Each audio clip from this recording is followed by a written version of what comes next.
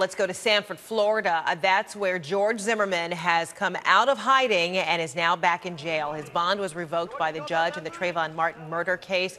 Martin Savage is there. Martin, tell us about how this all unfolded today.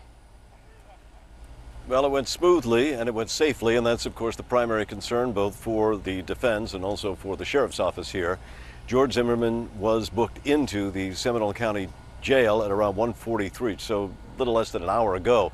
But a little different as to how he turned himself in. It actually occurred on the side of a highway here in Central Florida. We know that George Zimmerman returned to this area late last night, but as far as actually getting back into custody of authorities, well, listen to the sheriff as he described how that happened.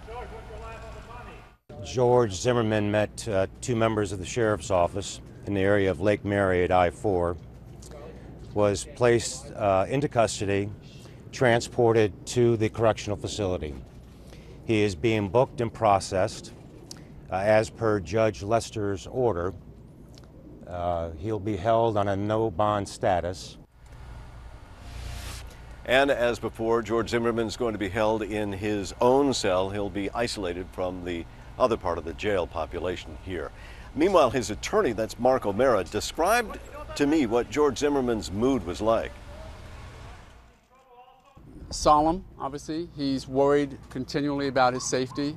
Having to come out of hiding is a concern of his, but I think he also realizes the judge's concerns.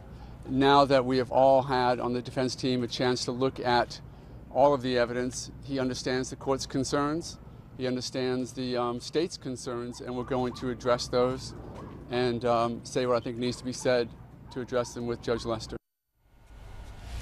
Mark O'Mara hopes that his client will not be behind bars for very long.